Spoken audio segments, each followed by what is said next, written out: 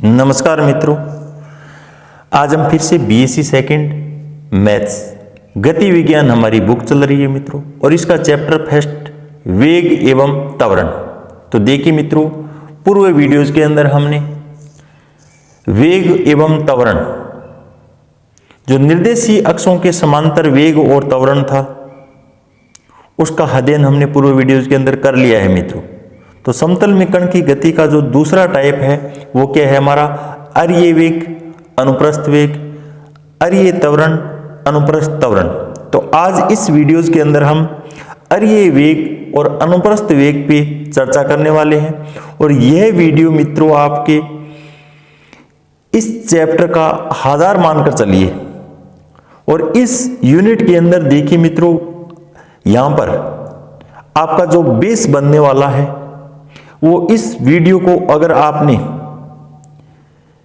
गहनता के साथ अगर देख लिया मित्रों, तो मान लीजिए आपके एक क्वेश्चन यहां से जो 4 नंबर के अंदर पूछा जा सकता है या फिर 6 नंबर के अंदर पूछा जा सकता है, इससे बाहर कुछ नहीं जाएगा मित्रों।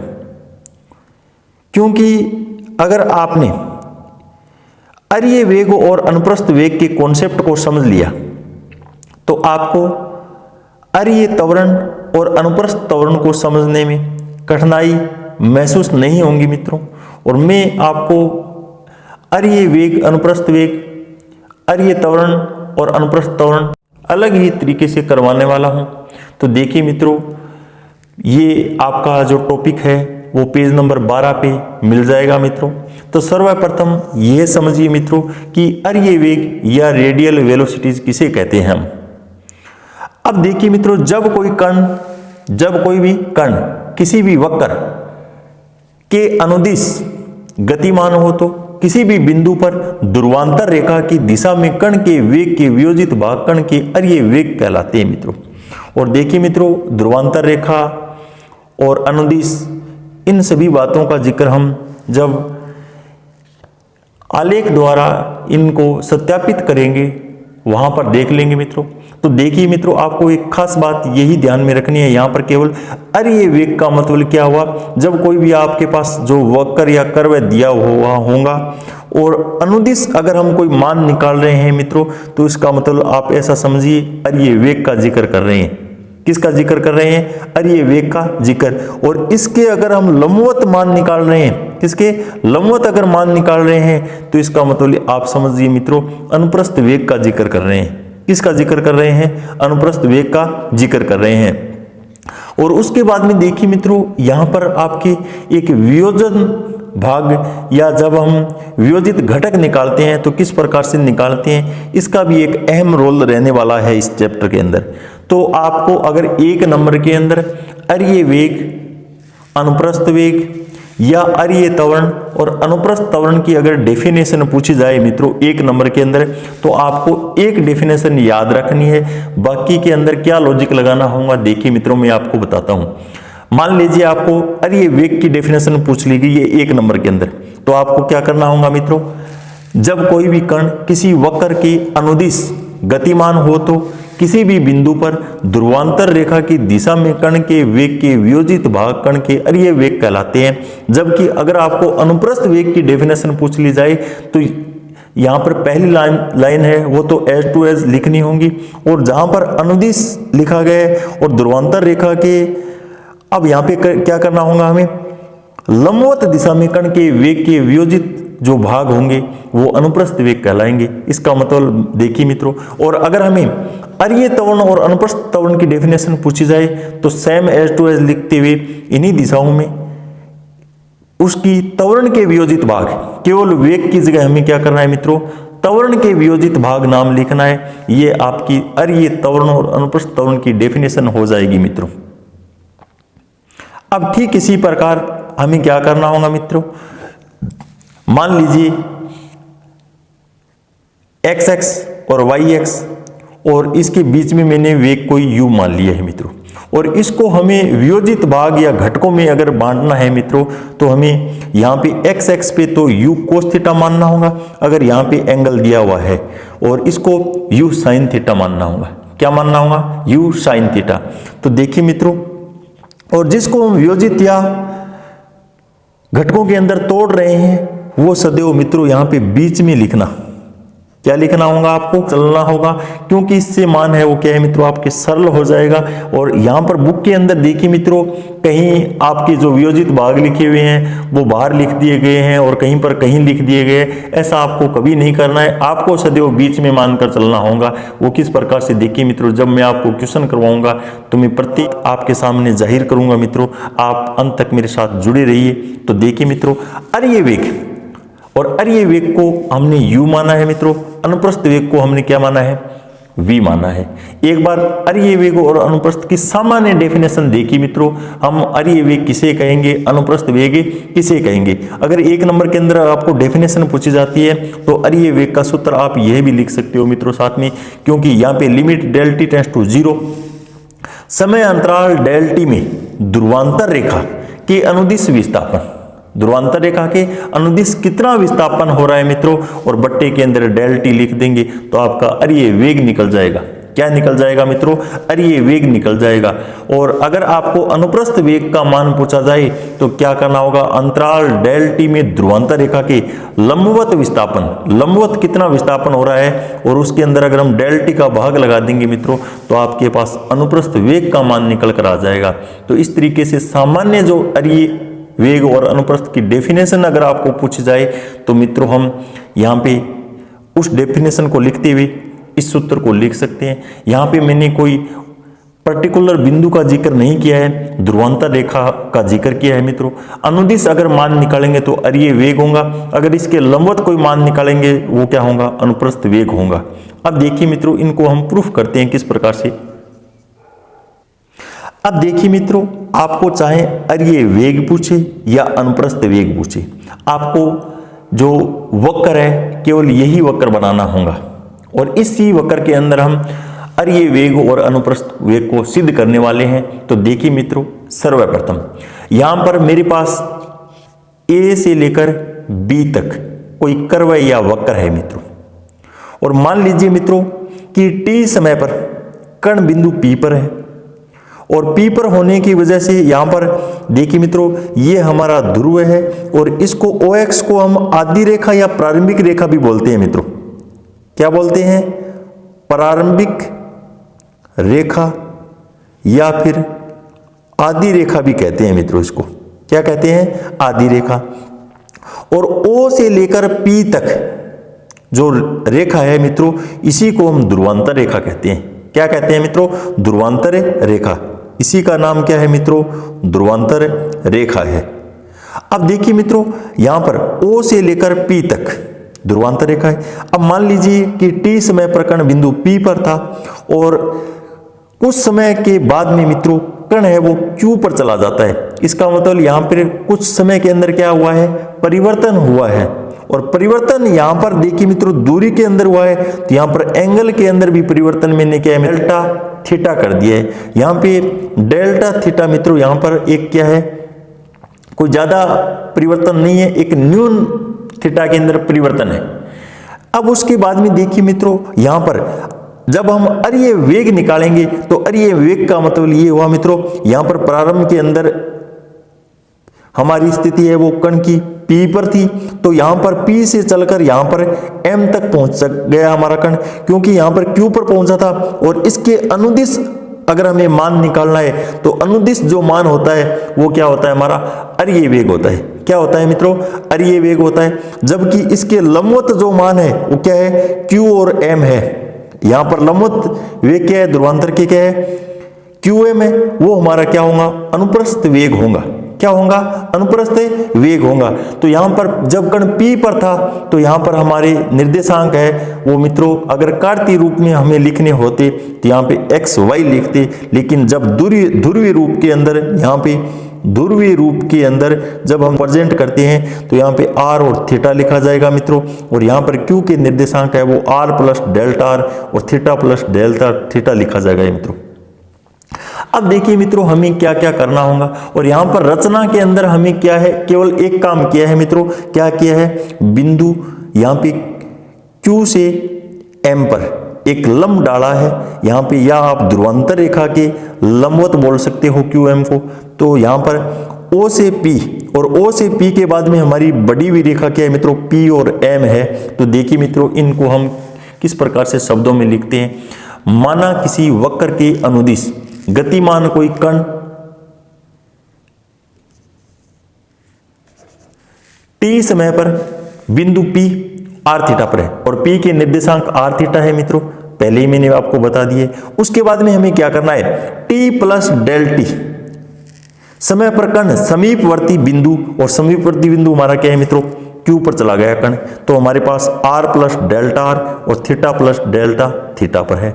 जहां कोण डेल्टा थीटा बहुत ही क्या है, छोटा है, डेल्टा थीटा है वो क्या है, बहुत ही छोटा है। मैंने पूर्व केंद्रीय बता दिया, न्यून परिवर्तन है, क्या है, न्यूनतम परिवर्तन है मित्रों, डेल्टा थीटा बहुत ही छोटा है। अब रचना के अंदर हमने क्या किया है मित्रों, Q से ध्रुवांतर रेखा OP बड़ी हुई रेखा पर लंब QM खींचा है और कुछ नहीं किया है हमने। यहाँ पे ये देखिए मित्रों, लंब क्या है, हमने QM खींचा है, क्योंकि देखिए मित्रों, जब हमें PM और QM का मान निकालना पड़ेगा तो हमें एक समकोण त्रिभुज की आवश्यकता होगी, जिससे हम क्या है, वहां पर जब कोई भी एक मान दिया हुआ है तो दूसरा मान क्या है, लाल बटा कक्का सूत्र की सहायता से निकाल सकते हैं, इसलिए हमने यहाँ पे रचना की है मित्रों। अब उसके बाद में स्पष्ट है, समय अंतराल डेल T में OP के अनुदिश विस्थापन, अनुदिश विस्थापन इसका मतलब हम अरीय वेग का जिक्र कर रहे हैं। PM है हमारा, क्या है मित्रों, PM। यहाँ पे देखिए मित्रों, यहाँ पर हमारी प्रारंभिक स्थिति तो P तक थी, लेकिन हमने कितना विस्थापन किया है, P से चलकर हम M तक विस्थापन किया है हमने अनुदिश के अंदर। और OP के लंबवत विस्थापन, ये हमारी O और P है, तो इसके लंबवत विस्थापन हमारा क्या है मित्रों, Q और M है। तो हम अनुप्रस्थ बोल सकते हैं। अब माना कि बिंदु P पर ध्रुवांतर रेखा या अनुदिश बोल दीजिए मित्रों, OP तथा OP के लंबवत दिशा में कण के वेग क्रम से मित्रों हमने एक तो u माना है और दूसरा क्या माना है, v माना है। अनुदिश जो वेग हम निकालेंगे मित्रों, उसको u नाम दिया है हमने, क्या माना है मित्रों, u माना है। जबकि हम लंबवत जो मान निकालेंगे उसको हमने क्या माना है मित्रों, v माना है। अब देखिए मित्रों, अरीय वेग, और अरीय वेग की डेफिनेशन हम जानते हैं मित्रों, limit delta t tends to 0, समय अंतराल डेल T में OP के अनुदिश विस्थापन, OP के अनुदिश विस्थापन और OP के अनुदिश विस्थापन और बट्टा के अंदर डेल्टा T। अब देखिए मित्रों, हम इस आलेख से क्या है, यहाँ पे PM का अगर हम मान निकाल दें तो हमारा अनुदिश विस्थापन आ जाएगा। और PM का मान हम किस प्रकार से निकाल सकते हैं मित्रों, OM, इस पूरी दूरी में से अगर हम OP को घटा देते हैं मित्रों, तो हमारे पास केवल और केवल PM शेष रहेगा। क्या शेष रहेगा, PM शेष रहेगा। तो ऐसा ही हमने यहाँ पे किया है मित्रों, PM से अगर हमने OM माइनस OP को घटा दिया तो हमारे पास PM। और देखिए मित्रों, अब मैं एक समकोण त्रिभुज की आकृति अलग से बना लेता हूं। ये हमारी O से OM दूरी है और ये हमारा Q बिंदु है। अब देखिए मित्रों, यहाँ पे O से Q का मान हमें दिया गया है क्वेश्चन के अंदर, ये दूरी के R प्लस डेल्टा R है मित्रों, तो यहाँ पे मैंने R प्लस डेल्टा R लिख दिया है। और ये डेल्टा थीटा न्यून कोण परिवर्तित है। अब यहाँ पे ये एक समकोण त्रिभुज है, तो 90 डिग्री के सामने हमेशा क्या होता है मित्रों, कर्ण होता है। क्या होता है, कर्ण। और थीटा के सामने हमेशा क्या होता है मित्रों, लंब होता है। थीटा के सामने क्या होता है, लंब होता है। और ये हमारा क्या है मित्रों, आधार हुआ। क्या हुआ, आधार। तो देखिए मित्रों, कर्ण हमें दिया गया है, कर्ण हमें दिया गया है और आधार हमें निकालना है, आधार हमें निकालना है। क्योंकि अनुदिश जिक्र कर रहे हैं तो हमें आधार निकालना है मित्रों। और आधार निकालना है, इसका मतलब यहाँ पे देखिए मित्रों, लाल बट्टा कक्का के अंदर कर्ण और आधार का संबंध, कर्ण और आधार का संबंध नंबर 2 पे आता है मित्रों। किस पे आता है, नंबर 2 पे। तो यहाँ पे पहला संबंध साइन के लिए होता है, दूसरा कोस के लिए होता है। तो कोस डेल्टा थीटा बराबर मित्रों आधार बट्टे कर्ण होगा। क्या होगा, आधार बट्टे कर्ण होगा। तो यहाँ पर आधार बटा कर्ण का मान हम निकाल लेते हैं मित्रों। तो यहाँ पे देखिए मित्रों, कोस डेल्टा थीटा बराबर OM बट्टा OQ आ जाएगा मित्रों। कितना आ जाएगा, OQ। और देखिए मित्रों, कोस डेल्टा थीटा बराबर OM और OQ का मान है वो कितना है मित्रों, हमारे पास R प्लस डेल्टा R दिया गया है क्वेश्चन के अकॉर्डिंग। और हमें तो OM का मान चाहिए मित्रों, और OM का मान कितना हो जाएगा, इसको क्या वज्र गुणा कर देंगे तो r प्लस डेल्टा आर और कोस डेल्टा थीटा हो जाएगा मित्रों। अब देखिए मित्रों, यहां पर हमें क्वेश्चन के अकॉर्डिंग OP का मान कितना दिया गया है, स्मॉल r। OP का मान O से लेकर P तक मान कितना है मित्रों, स्मॉल r है। अब देखिए मित्रों, हम इसके अंदर मान रख देते हैं और कुछ नहीं करना है हमें, PM बटा डेल्टा टी, और PM का मान OM माइनस OP और बटा डेल्टा टी। अब यहां पर देखिए मित्रों, इसका मान OM का मान अभी निकाला है हमने, इतना है, और OP का मान R दिया गया है और बटा डेल्टा टी। अब उसके बाद में हमें क्या करना होगा मित्रों, कोस डेल्टा थीटा का प्रसार याद होना चाहिए हमें, और वैसे आपको प्रसार भी याद नहीं रखना है मित्रों। इसके लिए मैं एक शॉर्ट ट्रिक बताने वाला हूं आपको। यहां पे देखिए मित्रों, u limit delta t tends to 0 r plus delta r, और यहाँ पे 1 माइनस डेल्टा थीटा का होल स्क्वायर और बट्टे फैक्टोरियल 2 और प्लस डेल्टा थीटा की पावर 4 और बट्टा फैक्टोरियल 4 माइनस डैश डैश, इस तरीके से चलता रहेगा, माइनस r का r और मेन बट्टे के अंदर डेल्टा थीटा। अब देखिए मित्रों, आपको किस तरीके से याद रखना है। अगर आपको कोस डेल्टा थीटा का मान निकालना है तो उसके बाद में देखिए मित्रों, और एक आपको क्या है, साइन डेल्टा थीटा का मान चाहिएगा। अब देखिए मित्रों, अगर हम यहां पे डेल्टा थीटा, इसका मतलब न्यून परिवर्तन का मतलब आप मित्रों एक बार याद रखने के लिए इस ट्रिक को समझ सकते हो, बाकी ऐसा होता नहीं है। अगर मैं इस परिवर्तन को 0 मान लेता हूं, क्या मान लेता हूं मित्रों, 0 मान लेता हूं, तो आप जानते हैं मित्रों, कोस 0 का मान कितना होता है, 1 होता है। कोस 0 का मान कितना होता है, 1 होता है। और उसके बाद में अगर देखिए मित्रों, अगर हम यहाँ पे साइन डेल्टा थीटा और यहाँ पर अगर 0 रखते हैं तो इसका मतलब ये हुआ मित्रों, यहाँ पर हमने 0 रखा मित्रों तो 1 मान आया, यहाँ पर हम 0 रखते हैं तो यहाँ पर भी क्या आएगा मित्रों, 0 आएगा। इसका मतलब ये हुआ मित्रों, यहां पर तो 0 रखने पे 1 मान आ रहा है, इसका मतलब यहां पे समान मान नहीं है दोनों, यहां पर 0 1 के कभी बराबर नहीं हो सकता। इसका मतलब जहां पर आपको कोस डेल्टा थीटा अगर दिखाई दे तो वहां पर डायरेक्ट 1 रख सकते हो आप। क्या रख सकते हो मित्रों, 1। जबकि आपको साइन डेल्टा थीटा अगर दिखाई दे तो वहां पे आपको सेम मान रख देना होगा, डेल्टा थीटा का डेल्टा थीटा ही रखना होगा मित्रों, क्योंकि यहाँ पे 0 है तो यहाँ पे क्या है, 0। साइन 0 का मान क्या होता है, 0 होता है। तो इसलिए इस ट्रिक की सहायता से आप इसको याद रख सकते हो मित्रों कि अगर हमें कोस डेल्टा थीटा अगर दिखाई दे तो वहाँ पे तो 1 रखना होगा, और साइन डेल्टा थीटा दिखाई दे वहाँ पे डेल्टा थीटा ही रखना है, क्योंकि यहाँ पे 0 पे क्या मान आता है, 0 ही आता है। मैं आशा करता हूं कि इस ट्रिक की सहायता से आप प्रत्येक मान रख सकते हो। यहाँ पे अगर आपको प्रसार याद नहीं भी है तो यहाँ पे डायरेक्ट आप कोस डेल्टा थीटा बराबर 1 रख सकते हो। तो आगे देखिए मित्रों, अब उसके बाद में u बराबर हमारा ये वेग चल रहा है मित्रों, limit delta t tends to 0 r plus delta r, और कोस डेल्टा थीटा की जगह हमने 1 रख दिया, माइनस r का r। अब यहाँ पर देखिए मित्रों, r से r को क्या है, कैंसिल कर देंगे, और अब हमारे पास केवल इतना मान बचेगा, डेल्टा आर बटा डेल्टा टी। और यहां पर देखिए मित्रों, डेल्टा थीटा बहुत न्यून है, और इसकी उच्च घातीय को छोड़ने पर हम कोई जब न्यून राशि होती है और उसका जब स्क्वायर करते हैं तो उसको लेने से कोई फायदा नहीं है मित्रों। यहाँ पर इसलिए हमने क्या है, उच्च घातांक के पद जो आते हैं उसको छोड़ दिया है। तो उसके बाद में देखिए मित्रों, वास्तव में हम जानते हैं कि वेग क्या होता है। यहाँ पर वास्तव में वेग तो यही होता है हमारा, लेकिन हम अपनी सुविधा की दृष्टि से इस डेल्टा को क्या है, लिमिट होने की वजह से यहाँ पर dr बटा dt के रूप में कन्वर्ट कर देते हैं मित्रों। तो हमारा ये वेग है u बराबर dr बटा dt, और यहाँ पर ये वेग को हम r डॉट से भी क्या प्रेजेंट कर सकते हैं मित्रों। और यहाँ पर मैंने तीर का चिन्ह इसलिए लगाया है कि ये धनात्मक दिशा को क्या है, प्रेजेंट कर रहा है, जैसा मैंने नीचे लिखा भी है, जो कि r के बढ़ने की दिशा में धनात्मक है मित्रों।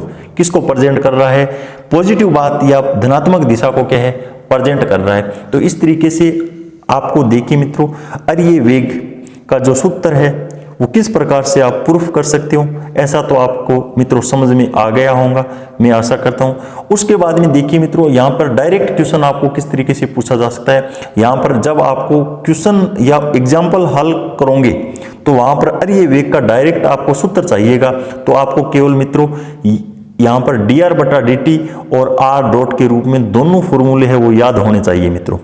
यहाँ पर आपको बुक के अंदर r डॉट के रूप में भी मान लिखे हुए मिलेंगे और dr बटा dt के रूप में भी आपको मान देखने को मिलेंगे। तो उसके बाद में हम देखिए मित्रों अनुप्रस्थ वेग किस प्रकार से निकालते हैं। अनुप्रस्थ वेग, और अनुप्रस्थ वेग निकालने के लिए देखिए मित्रों वही आरेख है आपको बनाना होगा, कोई अलग से कोई आरेख बनाने की आवश्यकता नहीं है। और अनुप्रस्थ वेग को मैंने v माना है मित्रों, क्या माना है, v माना है। अब यहाँ पे v बराबर देखिए मित्रों सेम टू सेम काम है, यहाँ पर कोई भी परिवर्तन होने वाला नहीं है। यहाँ पर आप देख सकते हैं अब हमने अनदिश जो वेग निकाला वो तो अरिय था, अब हम क्या करेंगे लंबवत यहाँ से लेकर यहाँ तक जो वेग का मान निकालेंगे मित्रों वह हमारा लंबवत मान होगा, वही हमारा क्या है अनुप्रस्थ वेग होगा। तो यहाँ पर हमें QM का मान निकालना है, किसका मान निकालना है मित्रों, QM का मान निकालना होगा। और QM का मान हम एक समकोण त्रिभुज के अंदर किस प्रकार से निकाल सकते हैं, तो देखिए मित्रों मैं अलग से एक समकोण त्रिभुज बना लेता हूं और यहाँ पर O M और Q मेरे पास एक समकोण त्रिभुज है और यहाँ पे आधार दिया हुआ है और यहाँ पर एंगल के अंदर परिवर्तन डेल्टा थीटा है और कर्ण हमारा r प्लस डेल्टा r है और लंब हमारा QM है। तो यहाँ पर देखिए मित्रों कर्ण और लंब का संबंध किसके अंदर होता है, साइन के अंदर होता है। हमें लंब निकालना है और कर्ण दिया हुआ है, तो इसका मतलब हमें क्या निकालना है मित्रों, साइन निकालना है। तो यहाँ पर साइन डेल्टा थीटा बराबर लंब बट्टा कर्ण हो जाएगा और यहाँ पर QM बट्टा r प्लस डेल्टा r हो जाएगा। मित्रों हमें QM का मान निकालना है, तो QM बराबर हम इसका वज्र गुणा कर देंगे तो r प्लस डेल्टा r और साइन डेल्टा थीटा हो जाएगा। अब देखिए मित्रों अंतराल डेल टी में OP के लंबवत विस्थापन, लंबवत मतलब अनुप्रस्थ और बट्टा डेल्टा टी, और अनुप्रस्थ विस्थापन हम निकाल रहे हैं तो लंबवत विस्थापन होगा कितना मित्रों, QM होगा, हमने देख लिए, और बट्टा डेल्टा टी हो जाएगा। अब हमें QM का मान रख देना होगा मित्रों। मान रखने के बाद में और यहाँ पर देखिए साइन डेल्टा थीटा, या तो आप इसका प्रसार याद रख सकते हो, और यहाँ पर देखिए मित्रों साइन डेल्टा थीटा का प्रसार है वो साइन डेल्टा थीटा से आरंभ होता है, जबकि कोस का मान है वो 1 से स्टार्ट होता है। और वैसे भी यहाँ पे साइन डेल्टा थीटा है तो आप डायरेक्ट डेल्टा थीटा रख सकते हो, पूर्व के अंदर मैंने आपको टिक बता दी है मित्रों। और यहाँ पर उच्च गाते हैं उसको हम क्या है नगण्य मान लेते हैं मित्रों। उसके बाद में देखिए मित्रों यहाँ पर एक अलग बात क्या निकल कर आने वाली है, r प्लस डेल्टा थीटा बटा डेल्टा टी, क्योंकि इसका इसके साथ भी मल्टीप्लाई होना है और इसका इसके साथ भी मल्टीप्लाई होने वाला है। और यहाँ पर लिमिट है तो यहाँ पर लिमिट की प्रॉपर्टी से हम क्या है योग का चिन्ह है तो इसे अलग अलग भी लिख सकते हैं। और वैसा ही हमने क्या है सीमा की परिभाषा से लिखा है और सीमा की प्रॉपर्टी होती है मित्रों यहाँ पे। अब यहाँ पर डेल्टा r डेल्टा थीटा और बटा डेल्टा टी।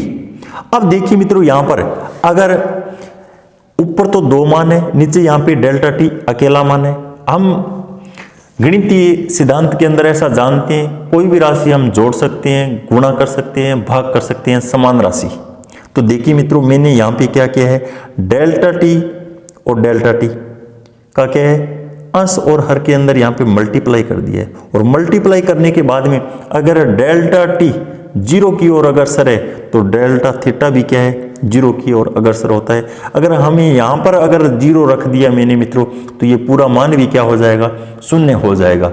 और वैसे अगर आपको मित्रों ये बात याद नहीं रहे तो मैं आपको एक हिंट देने वाला हूँ। हिंट वो क्या रहने वाली है, अगर ऊपर कोई भी 2 मान अगर डेल्टा के अंदर लिखा हुआ है कोई भी हो जाए तो वहां पर देखिए मित्रों इसका मतलब यहां पे क्या है न्यून गुणा न्यून, न्यून गुणा न्यून। और न्यून गुणा न्यून का मतलब ये हुआ मित्रों हमारे पास अगर दूरी भी न्यून है और एंगल भी न्यून है तो उसका मान न्यून हमारा सबसे न्यूनतम मान क्या होता है मित्रों, शून्य होता है। न्यून हमारा क्या होता है सबसे न्यूनतम मान है शून्य होता है। अगर यहाँ पर देखिए मित्रों आपके दिमाग में ऐसा भी चल रहा होगा कि सर यहाँ पे r और डेल्टा थीटा है और डेल्टा थीटा को अगर हम न्यून 0 मान लेते हैं तो पूरा टर्म ही 0 हो जाएगा। मित्रों यहाँ पर इस तरीके से कहीं विधि विधान के अंदर लिखा नहीं गया है, अगर आपको याद नहीं रहे तो आप समझ सकते हो मित्रों। यहाँ पर क्या है दोनों तरफ क्या है न्यून है और न्यून होने की वजह से पूरा मान क्या कर दिया है मैंने 0 कर दिया है। लेकिन वास्तविक रूप से ऐसा होता है। तो इस प्रकार समझ गए होंगे आप, यहां पर 0 माना जाएगा। तो हमारे पास केवल और केवल अनुप्रस्थ वेग है, वो क्या शेष रहेगा, v बराबर आर डी थीटा बटा डी टी। और यहां पर आर और डी थीटा बटा डी टी को हम थीटा का डॉट लिख सकते हैं मित्रों, जो आर एवं थीटा के बढ़ने की धनात्मक दिशा में है। यहां पर दोनों आर और थीटा क्या है, बढ़ने की या धनात्मक दिशा में मान को प्रेजेंट कर रहे हैं। तो देखिए मित्रों आगे, उसके बाद में देखिए मित्रों, यदि P पर कण का परिणामी वेग v हो तो OP के साथ कोण अल्फा बनाता हो तो हमारा परिणामी वेग अगर हमें निकालना हो तो देखिए मित्रों, हमने साधारण जब वेग निकाले थे वहां पर भी परिणामी वेग का जिक्र किया है। परिणामी कहीं पर भी निकालना हो तो इसका मतलब अंडरूट के अंदर अर्य वेग और अनुप्रस्थ वेग, इसका स्क्वायर कर दीजिए मित्रों और बीच में प्लस का चिन्ह लगा दीजिए, तो आपका परिणामी वेग निकल जाएगा। और परिणामी वेग के अंदर देखिए मित्रों, ये वेग आपको जब क्वेश्चन हल करेंगे तो वहां पर बहुत हमारी हेल्प करेगा। तो आप यहां पर इस कॉन्सेप्ट को समझिए, v बराबर अर्य वेग हमारा dr बटा dt होता है मित्रों, और इसका स्क्वायर और प्लस अनुप्रस्थ वेग r d थीटा बटा dt होता है। इन सूत्रों को आप मित्रों कंठस्थ कीजिए ताकि आपको जब एग्जाम्पल हल करने हो तो डायरेक्ट हम सूत्र की सहायता से प्रश्नों को हल कर सके। तो v बराबर अंडरूट आर डॉट का स्क्वायर और प्लस आर थीटा डॉट और इसका होल स्क्वायर।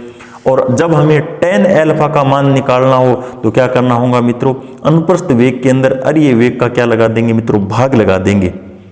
और यहां पर देखिए मित्रों, आपको जब पथ या वक्र का कोई समीकरण पूछा जाए तो इसके अंदर भी हम ऐसा करते हैं कि समीकरण फर्स्ट मान लीजिए, अर्य वेग को अनुप्रस्थ वेग को सेकंड मान लीजिए, तो हमें क्या करना होगा, सेकंड के अंदर फर्स्ट का भाग लगाकर जो इसके अंदर आर और थीटा के अंदर जो संबंध आता है उसको भी हम याद कर सकते हैं। तो ऐसा आप ऐसे भी आप समझ सकते हो। सरल रेखा का समीकरण y बराबर mx होता है मित्रों। जब हमें m मतलब प्रवणता का मान निकालना हो या ढाल का मान निकालना हो तो y बटे x होता है। और y आप लंबवत मतलब यहाँ पे अनुप्रस्थ वेग से अर्थ लगाइए और x का मतलब अर्य या अनुदिश वेग से अर्थ लगाइए। तो इस तरीके से आप समझ सकते हो।